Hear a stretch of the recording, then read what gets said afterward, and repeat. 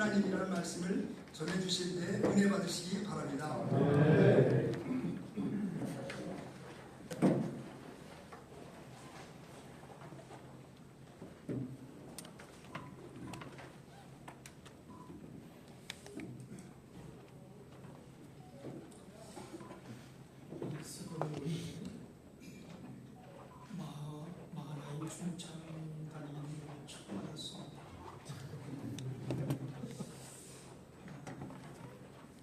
저희도 처음 여기서 처음 발표였네요.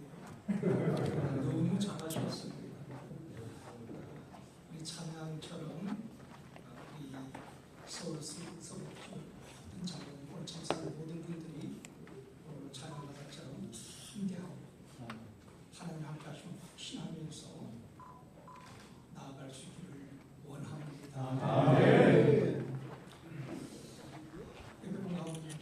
인사했으면 좋겠습니다. 주님의 이름으로 사랑하며 축복합니다.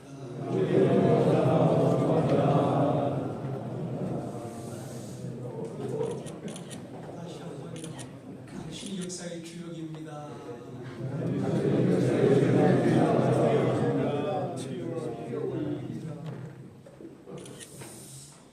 한 달 전쯤에 안산 동산교회 원로 목사님, 김용중 목사님을 일이 있었습니다. 김준 목사님 제게 이런 말씀하시더라고요. 이 목사 설교할 때에 꼭 세 가지만 기억하라고 그러시더라고요. 그러면 성도들 은혜 받는다고. 목사님, 예. 안 들려요? 잘 안 들립니까?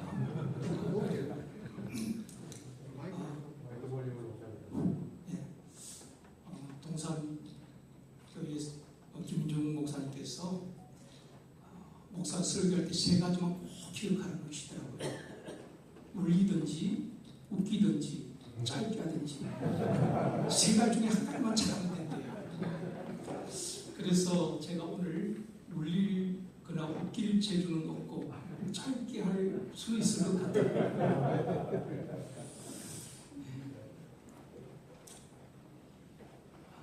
그리고 장로교회에서는 장로님들 역할이 굉장히 중요합니다. 저도 서울 서구 지역 장로님들께서 모여서 이렇게 한 달에 한 번씩 원례를 하고 예배 드린다는 것은 최근에 알았습니다. 그 이야기를 듣고 또 오늘 와서 보니까 정말 우리 한국교회에 소망이 있다. 이렇게 서울 서구 지역 장로님들께서 한 달에 한 번씩 모여셔서 예배도 드리고 또 한국교회를 어떻게 섬길 것인가 논의도 하고 기도하는 우리 장님들이 계시기 때문에 한국교회에 소망이 있다라고 생각이 되어집니다. 전에 제가 고속도로를 운전하면서 가다가 그 라디오를 통해서 설교를 들었습니다. 극동방송에서 목사님의 설교를 제가 들으면서 운전을 하다가 나가야 될 IC를 지나쳐버린 적이 있었습니다. 너무 설교를 집중해서 듣다가 IC를 지나쳐버렸어요. 설교 내용이 어땠는가 하면은 그 목사님께서 6개월 동안 강단에 서지 않으시다가 6개월 만에 강단에서 첫 설교를 한다. 그러면서 말씀을 하시는 겁니다.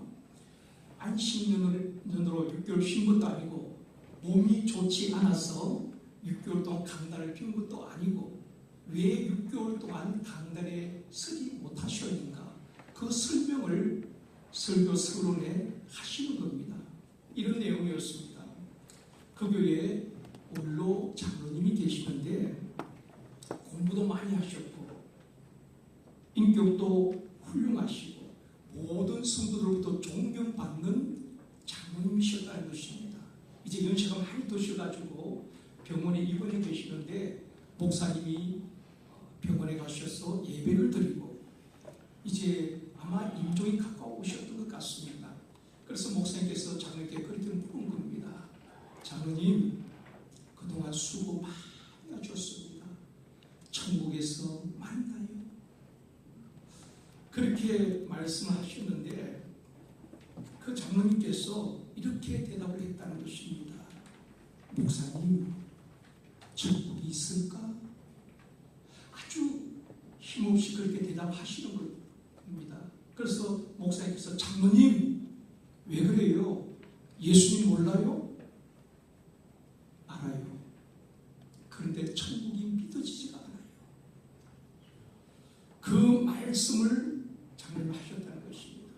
끝까지 예수를 믿는다 고백하지 아니하시고 장로님이 돌아가신 것입니다.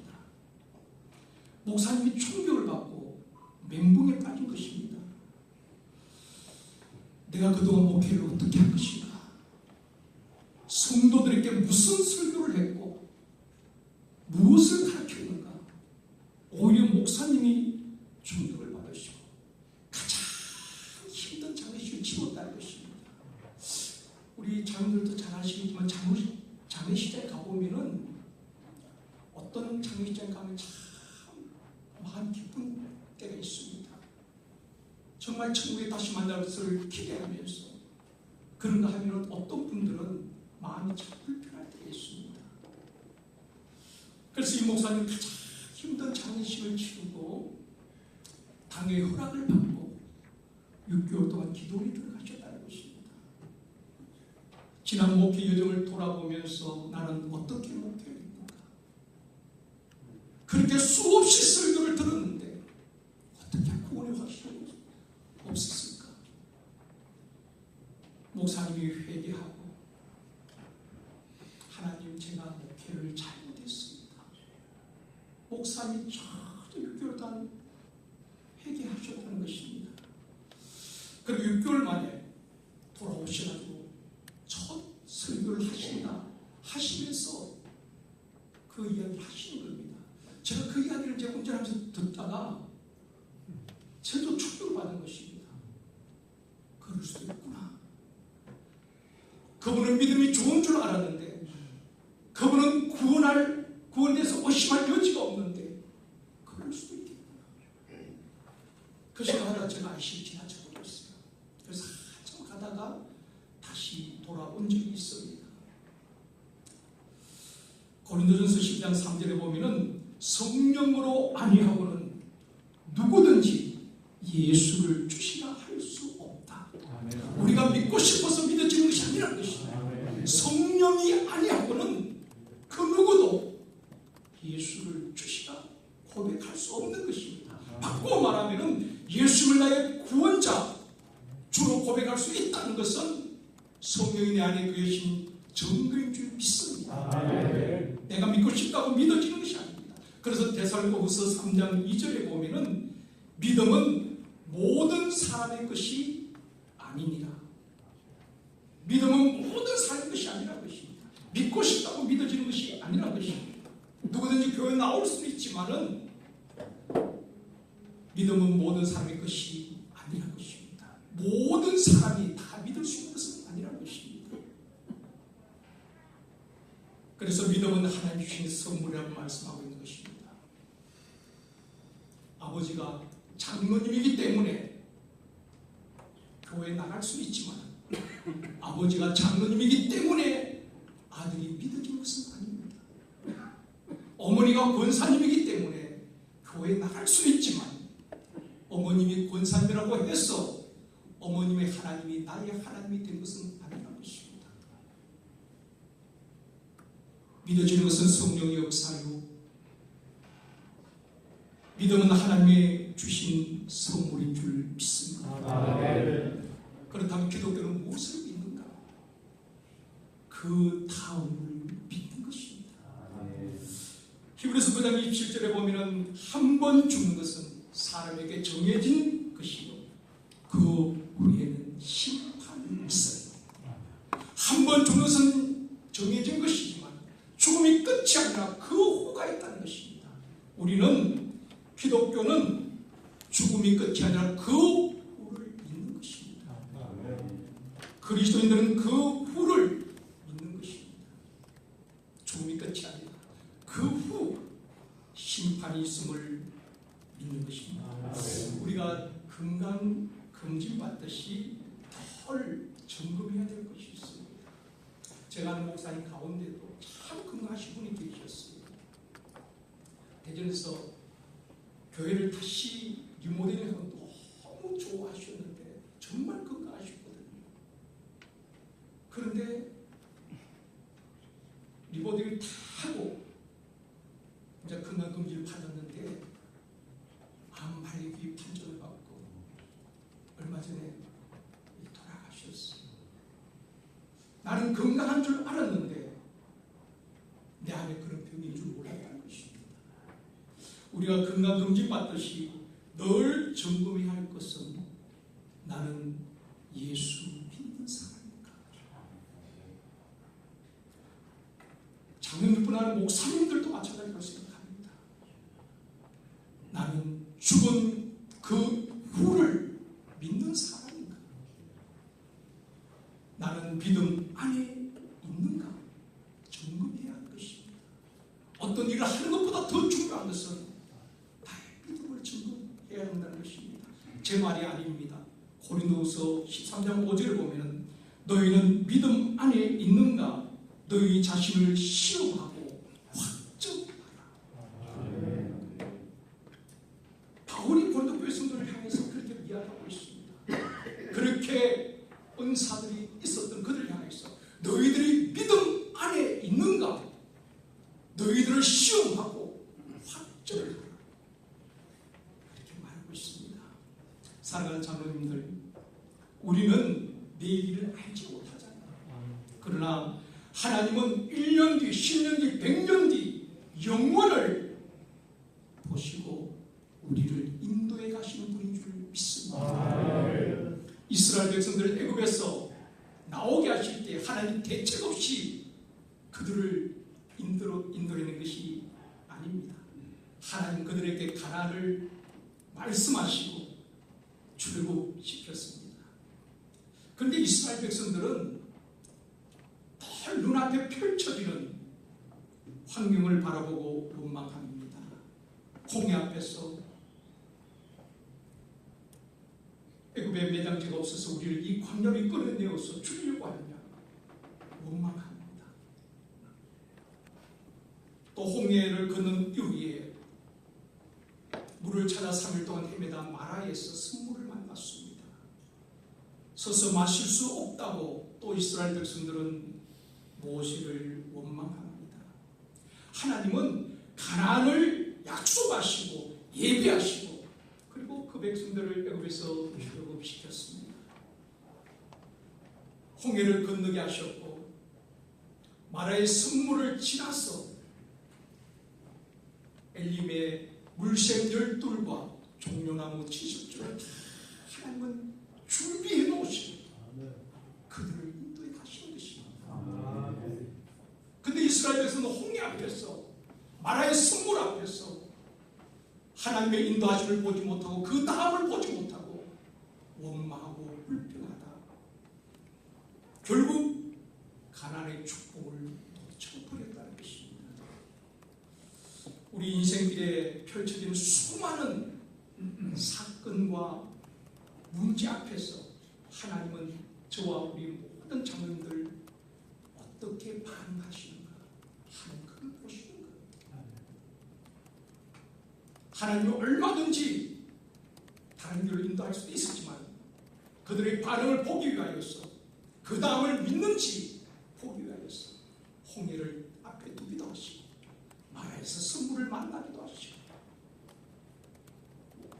근데 이스라엘 백성들은 원망하다 그 다음을 바라보지 못하다 결국 가나안의 축복을 놓쳐버리고 광야에서 다 죽게 되는 것입니다. 하나님은 우리 인생길에 수많은 문제 앞에서 저와 우리 자녀들이 어떻게 반응하는가 그걸 보신다는 것입니다. 내일을 준비하시고 그 다음을 예배하시고 우리를 인도하시는 여호와 이레의 하나님을 볼 수 있는 영적 눈이 열려지기를 원합니다. 아멘. 그래서 여호와 이레의 하나님이 아브라함의 하나님뿐 아니라 이삭의 하나님뿐 아니라 야곱의 하나님뿐 아니라 나의 하나님으로 경험되어지기를 원합니다. 저에게는 늘 목마름이 있습니다. 영적 갈급함이 있습니다. 그것이 무엇인가 하면은 예수를 잘 믿고 싶다는 영적 갈급함. 늘 제게 그 갈급함이 있습니다. 뭐 목사 할 수 없고 그냥 설교하면 되지 아니라 더 영적으로 성장하고 싶은 그 갈급함이 있습니다. 성도들이 볼 때에 우리 목사님 세상 물정 몰라. 어디에 땅값이 오르는지 내리는지 우리 목사님 몰라. 아파트 값이 얼마인지 우리 목사님 그런 건 몰라. 그러나 우리 목사님에게는 목사 냄새가 나. 그 이야기를 듣고 싶을 때가 있습니다. 목사 세상 물정 좀 모르면 어떻습니까? 좀 더 주님을 닮아보고 싶다는 그 욕망, 좀 더 성숙해지고 싶다는 갈급함, 좀 더 예수를 잘 믿고 싶다는 목마름이 제게 있습니다. 저뿐 아니라 아마 모든 분들이 그럴 겁니다. 나도 예수를 좀 잘 믿고 싶다. 나도 기도 응답의 간증을 하고 싶다. 영적으로 성장하고 싶다는 영적 갈급함이 우리 믿는 분이라면 다 있을 것입니다. 그런데 왜 잘 성장해야 될까요? 우리 신앙생에 함정이 있습니다. 왜 순종이 안 되는지 그것은 내 생각 때문인 것입니다. 내 생각. 굳은 내 생각, 부정적인 내 생각, 인간적인 생각이 때로는 우리 영적 성장에 발목을 잡을 때가 많다는 것입니다. 아는 군대 장관이었던 나만은 나병 환자 있잖아요. 어깨에 별이 번쩍이고 가슴에 훈장이 주름주름 달려있지만 옷만 벗으면 온몸이 나병으로 썩어가고 있습니다. 어쩌면 우리 현대인들도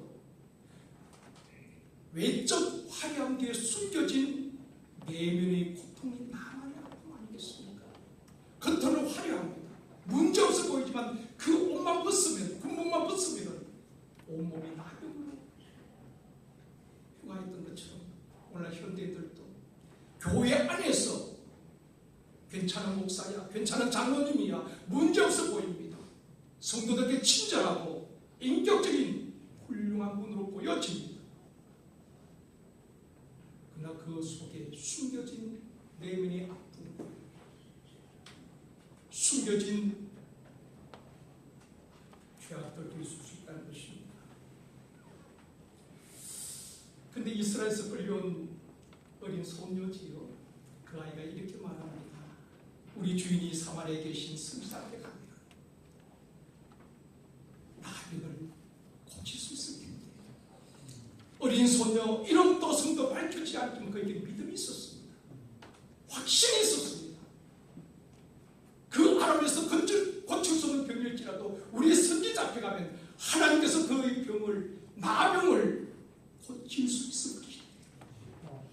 그 말을 듣고 나아만은 아람 왕의 특별 휴가를 받아 수레에 검은 보화 가득 싣고 국경을 넘어 엘리사를 찾아옵니다. 그런데 엘리사는 나와 보지도 않아요. 아람의 2인자잖아요. 여당에 가서 7번 몸을 씻어라. 그러면 깨끗해진다. 만약 그 병을 고쳐준다면 씻고 온 검은 보화 평생 먹고도 남을 만한 모든 것을 다 주겠다는 것입니다. 그런데 선지자 엘리사는 물질에 관심이 없어요. 결론만 단계를 주는 것입니다. 씻어라. 그러면 나을 것이다. 우리 한국교회 목사님들과 우리 장로님들도 마찬가지죠. 교회에 정말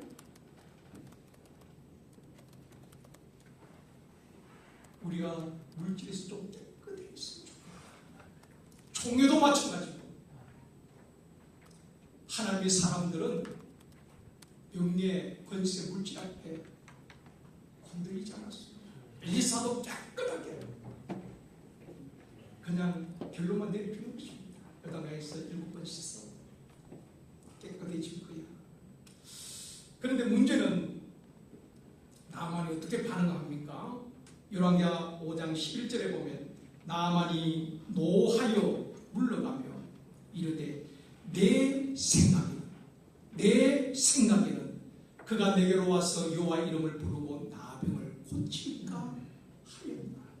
이 나만의 생각은 아람나라 장군이 왔으니까 엘리사가 나와서 환책에 손을 얹고 여호와 이름을 부르면서 고쳐줄 줄 알았는데 자기 생각은 전혀 다르게 요단강에 몸을 씻으라. 자기 생각에 맞지 않은 것입니다. 그러니까 순종이 되지 아니하고 결국 화를 내고 아람으로 돌아가려고 하는데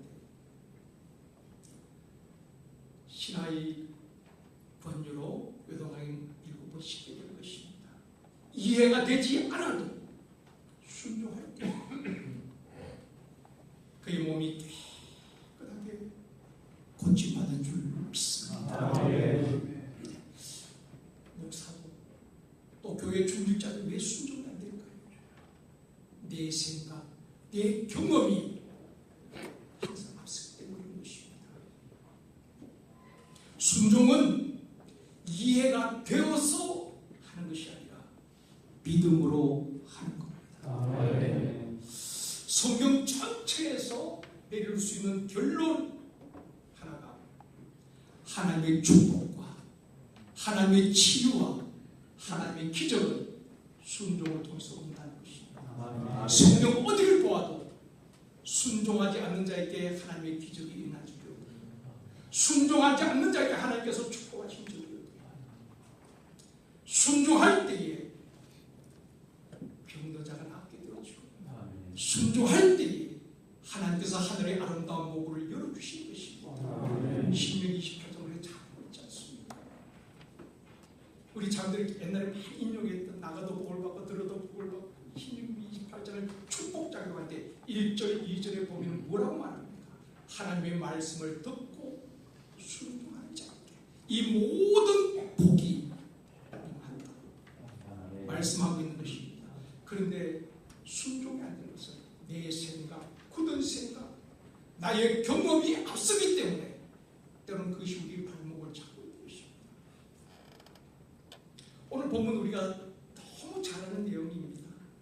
하나님께서 아브라함에게 말도 안 되는 요구를 하신 겁니다. 창세기 22장 2절에 이런 말씀이죠. 내 독자 이삭을 번제로 드리라는 것입니다. 여러분, 번제는 재물을 불태워 드리는 것입니다. 인신제사는 당시의 이방인들이 행하던 것입니다. 그런데 아브라함은 전혀 이해가 안 되는 것입니다. 하나님께서 이삭을 죽여 번제로 드리라는 것입니다.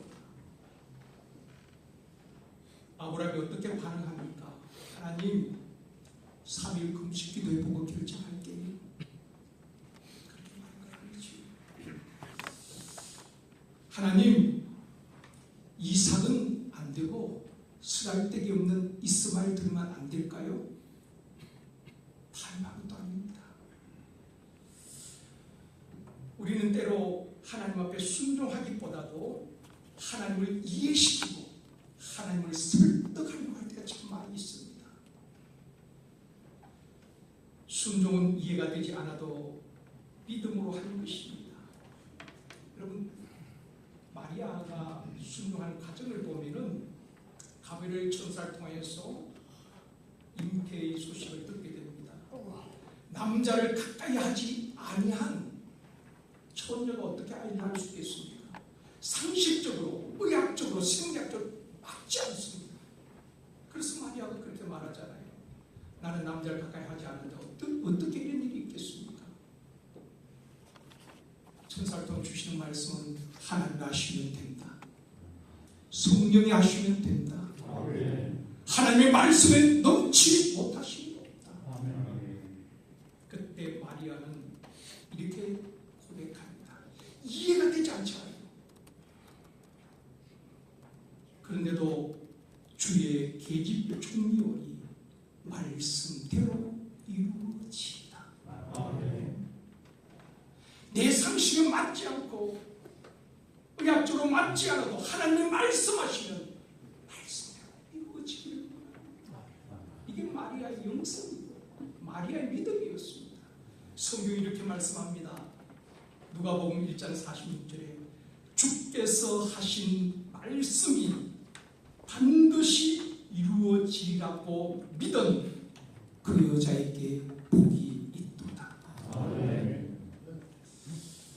저 우리 존경하는 친구들 정말 이해가 되지 않아요. 하나님의 말씀 앞에 우리가 믿음으로 아멘하는 우리 서울 서울지역 장로회가 되어지기를 원합니다. 아멘. 아브라함이 하나님의 말씀을 듣고 사라와도 상하지 않았겠지. 만약에 사라에게 여보 하나님께서 이삭을 번제로 드리라고 하네요.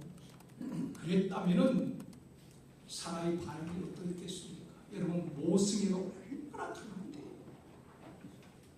그러기에 아브라함은 하나님의 말씀 앞에 이해가 되지 않아도 그대로 순종한 것입니다. 그런데 맹목적인 순종이 아니라 아브라함이 믿었던 하나님이 어떤 하나님이었는가 성경이 이렇게 고백합니다.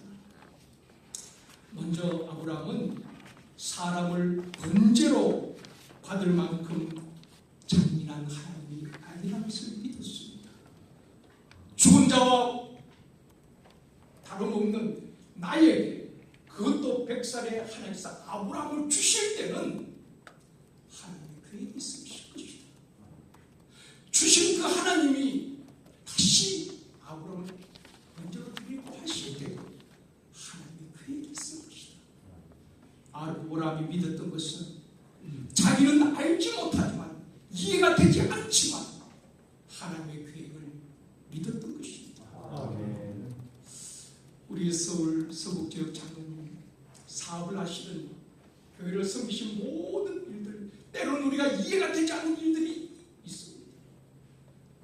내 기도와는 전혀 반대 상황이 벌어질 수도 있지만 하나님은 우리가 알지 못하는 우리 장로님을 향한 계획들 교회를 향한 계획을 갖고 우리를 인도하실 줄 믿습니다. 아멘.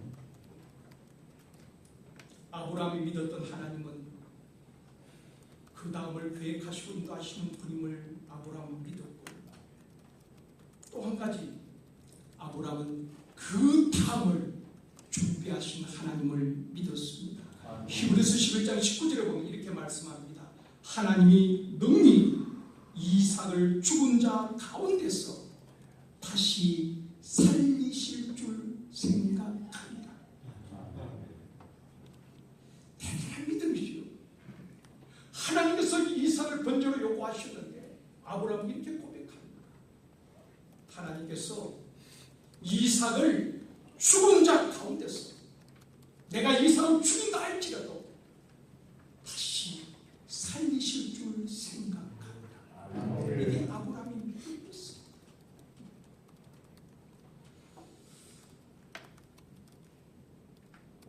이삭을 죽인다 할지라도 다시 살려주실 줄 믿는 부활신앙, 그 다음을 믿는 믿음으로 순종할 때에 결국 아브라함은 오늘 말씀처럼 이삭을 대신할 수양을 준비해 놓으신 그 다음을 준비해 놓으신 여호와 이레의 하나님을 경험하게 될 것입니다. 아멘.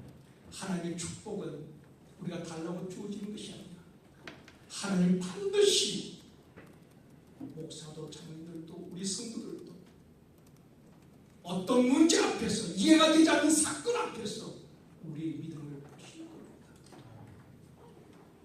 그 믿음을 보시고 하나님은 이삭 야속하지 않았습니다. 이삭을 대신할 수명을 준비해 놓으시고 그 다음을 준비해 놓으시고 하나님은 아브라함의 마음과 믿음을 받으시고 내가 나를 사랑할 줄 알았다. 여호와의 일이 복을 허락하여 주실 줄 믿습니다. 아멘. 사랑하는 장로님들 지금 아무리 힘들고 어려워도 섬기는 교회, 또 사업장, 가정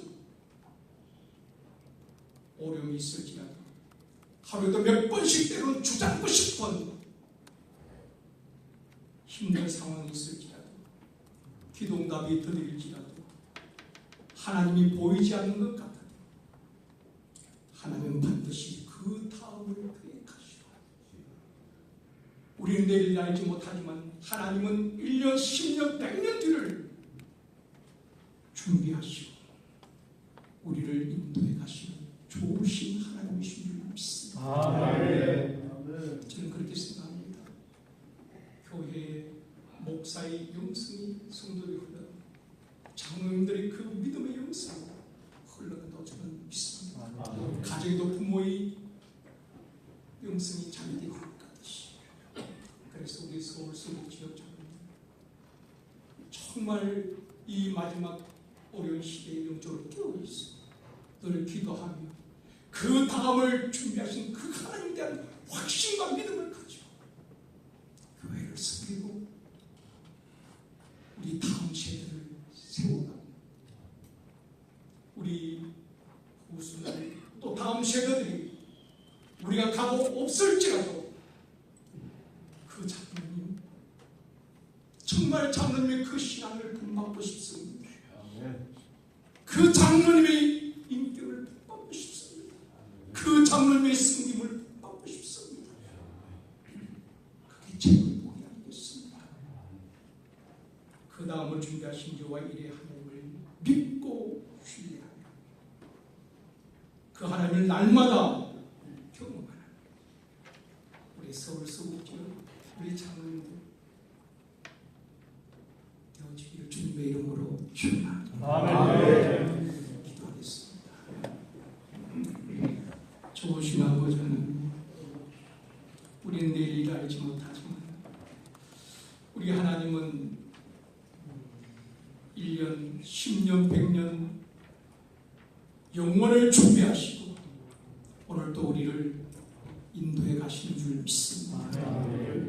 이스라엘 백성들처럼 가나안을 예배하신 하나님을 보지 못하고 눈앞에 홍해와 승물을 보고 광야길이 힘들다고 험하다고 마실 물이 없다고 원망하다 가나안의 축복을 놓쳐버리고 어리석음을 범하지 않게 하여 주옵시고 우리 서울 서구 지역 모든 장로님 오늘 참사하신 분뿐 아니라 참사하지 못하신 모든 장로들까지 우리 하나님 그 다음을 준비하시고 인도하심을 그 하나님을 바라볼 수 있는 영적 눈이 열려지게 하시고 그 하나님을 신뢰하고 날마다 여호와 이레 하나님을 경험하는 귀한 장로님들 되어지게 하여 주옵소서.